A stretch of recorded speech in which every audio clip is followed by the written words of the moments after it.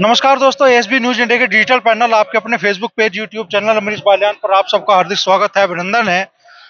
उत्तर प्रदेश की सड़कों पे यूपी जोड़ो यात्रा कांग्रेस निकाल रही है और इस यात्रा में पश्चिमी उत्तर प्रदेश में शायद तीसरा दिन आज है। इस यात्रा के साथ चल रहे हैं पश्चिमी उत्तर प्रदेश के बड़े नेता माने जाने वाले इमरान मसूद साहब।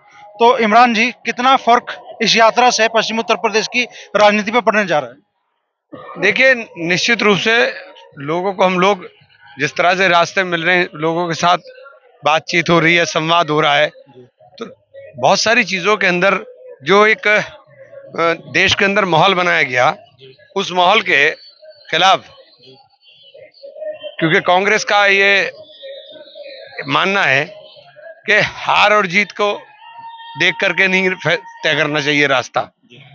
राहुल जी ने मोहब्बत की बात की, तो हम लोग मोहब्बत की बात करेंगे। हम परिवर्तन की बात करेंगे कि परिवर्तन आना चाहिए और क्यों आना चाहिए, उसके ऊपर भी बात करेंगे। आपने जो वादे किए पूरे नहीं किए। आपने नौजवान से रोजगार की बात की, नौजवान बेरोजगारी के अंदर आज हाईएस्ट लेवल उसके ऊपर है, बेरोजगारी अपनी चरम सीमा पर है। आपने किसान के फसल के दाम की बात की थी कि दुगना कर देंगे, आय को दुगना कर देंगे। आय तो छोड़ दीजिए, लागत मूल्य नहीं निकल पा रहा है। आय दुगनी तो बहुत दूर की बात है, लागत मूल्य नहीं निकल पा रहा है। आपने इंफ्रास्ट्रक्चर की बात करी। इंफ्रास्ट्रक्चर आप देख रहे हैं कि हमारा हाल क्या हो गया। धूल के अंदर, धूल में बुरी तरह से सब लोग सने हुए हैं। तो जो हम लोग अंदर जा करके, हाईवे पर नहीं घूम रहे, हम अंदर जा करके जो असली भारत है उसकी तस्वीर को देखने का प्रयास कर रहे हैं। तो आप कांग्रेस से, आप सपा बसपा और फिर कांग्रेस में आए, तो क्या 2024 के चुनाव से पहले पश्चिमी उत्तर प्रदेश के कुछ और बड़े मुस्लिम चेहरे कांग्रेस की तरफ रुख कर सकते हैं? देखिए, बात मुसलमान की नहीं है। आज लड़ाई बिल्कुल साफ है और लड़ाई दो ध्रुवों के बीच में होनी है। एक ध्रुव पर भाजपा बैठी है और दूसरे ध्रुव पर कांग्रेस बैठी है। जो लोग भाजपा के सपोर्ट में हैं वो भाजपा के साथ जाएंगे, जो भाजपा के विरोध में है वो सब कांग्रेस के साथ आएंगे। और जो बीच की बात करेंगे कि हम बीच का रास्ता निकालेंगे, तो कहीं ना कहीं एक पक्ष को फायदा और नुकसान देने का काम करेंगे। तो ये बात बहुत गंभीरता के साथ सोचने की है। ये लोगों के अंदर जो बात की जाती है कि भाजपा हराओ अभियान चलाना है, हमें भाजपा हराओ अभियान नहीं चलाना है। ना हम भाजपा हराओ की बात करना चाहते। हम बात करना चाहते हैं कि राहुल गांधी ने जो संदेश दिया है, जो कांग्रेस की विचारधारा है, हम उस विचारधारा के और उस संदेश के साथ चलें और मजबूती के साथ कांग्रेस के साथ खड़े हों। जब कांग्रेस के साथ हम खड़े होंगे तो झटका हुआ जो वोट इधर उधर हमारा है, वो सारा वोट बैंक हमारे साथ आएगा। तभी हम लोग भारतीय जनता पार्टी को हराने का सपना देख सकते हैं। वरना हमने सबको वोट डालकर देख लिया, भारतीय जनता पार्टी हार नहीं रही है।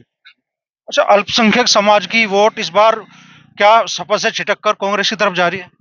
लेकिन मैंने कहा कि सपा से छिटकना और किसी से साथ लगना, वो दोनों अलग अलग बातें। मैंने कहा कांग्रेस, हमने सबको वोट देकर देख लिया। कांग्रेस ही एक ऐसा विकल्प है जो मजबूती के साथ भारतीय जनता पार्टी के साथ वैचारिक रूप से लड़ सकता है, जो कभी कंप्रोमाइज नहीं करेगा। राहुल जी पिछले 10 साल से लगातार लड़ रहे हैं, 8-9 साल से। तो इसलिए बिल्कुल ये स्थिति स्पष्ट है कि लड़ाई दो ध्रुवों के बीच में होनी है। एक का नेतृत्व कांग्रेस के हाथ में और दूसरे का नेतृत्व भाजपा के हाथ में। अच्छा, एक बड़ी चर्चा शुरू हो गई है पिछले कुछ दिनों से कि बहुजन समाज पार्टी भी इंडिया गठबंधन का हिस्सा बन सकती है। अगर भारतीय जनता पार्टी को ईमानदारी के साथ हराने की उनकी चाहत है तो इसके अलावा कोई रास्ता नहीं है। उनको आना चाहिए, इसके अलावा कोई रास्ता नहीं है। एक आखिरी सवाल मैं आपसे करना चाहूंगा, इंडिया गठबंधन में सहारनपुर लोकसभा सीट से इमरान मसूद की दावेदारी कितनी मजबूत है? ये तो पार्टी नेतृत्व तय करेगा। देखिए, इस बारे में तो नहीं मैं कुछ कह सकता हूँ, ये तो पार्टी नेतृत्व को ही तय करना है। तो लंबा सफर इमरान मसूद जी ने तय किया है और कांग्रेस से सपा, सपा से बसपा, बसपा से फिर कांग्रेस। इमरान मसूद अब कांग्रेस में आए हैं और कह रहे हैं कि कांग्रेस ही भारतीय जनता पार्टी के खिलाफ मजबूती से लड़ाई लड़ रही है। सहारनपुर सीट से इंडिया गठबंधन के टिकट पे उनकी दावेदारी कितनी मजबूत होगी, इसका फैसला भी वो पार्टी हाईकमान पर छोड़ रहे हैं।